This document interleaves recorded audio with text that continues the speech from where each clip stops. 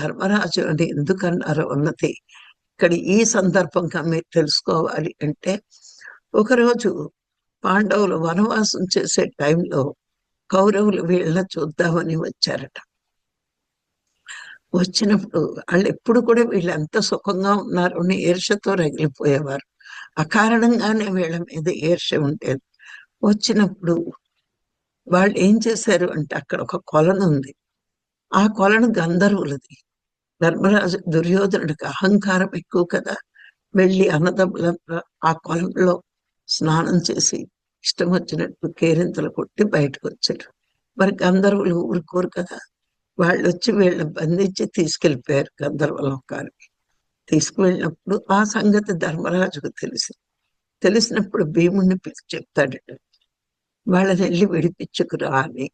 అదేంటన్నయ్యా, వాళ్ళు మనకు శత్రువులు కదా, మనకి ఎన్నో కష్టాలు పెడుతున్నారు కదా, మరి వాళ్ళ మీద నువ్వు జారి పడతావేంటి అని. ఇప్పుడు అంటాడట ధర్మరాజు, ఎలా అయినా సరే వాళ్ళు ఆపదలో ఉన్నారు. ఆపదలో ఉన్న వాళ్ళని రక్షించడం క్షత్రియ ధర్మం. నేను క్షత్రియుణ్ణి. నా ధర్మం ఏంటి అంటే ఎదుటి వాళ్ళ ఆపదలో ఉన్నప్పుడు రక్షించాలి.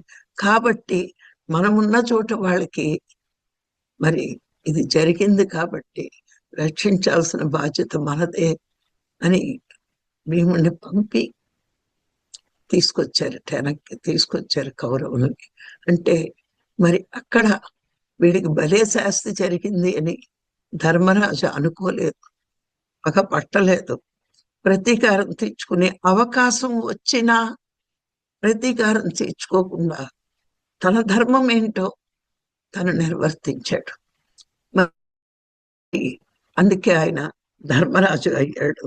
మనసులో మనకి పగలు ప్రతీకారాలు ఉండకూడదు అన్నది మనం ఇట్లాంటివి తెలుసుకున్నప్పుడు ధర్మాన్ని ఆచరించాలంటే పగ ప్రతీకారం ఉండకూడదు. ఇవన్నీ ఎప్పుడు వస్తాయి మనకి అంటే మనసు నిర్మలంగా ఉన్నప్పుడే పగ ప్రతీకారం ద్వేషం ఇట్లాంటివి ఉండవు. మరి ధర్మాన్ని ఆచరించే శక్తి మనకి వస్తుంది అని మన ఈ పురాణ పురుషులందరూ కూడా ఈ పురుషోత్తములు మనకి చెప్పింది ఏంటి అంటే సహనమే ప్రగతి అని పత్రిగారు మనకు చెప్పారు. అంటే నువ్వు సహించాలి, భరించాలి. మీరు TV9 పత్రిగారి గురించి రాసినప్పుడు ఎంత సహనంతో ఉన్నారు. ఎందుకంటే నేను ఒక యోగిని. యోగి ఎప్పుడు సహనంతో ఉండాలి.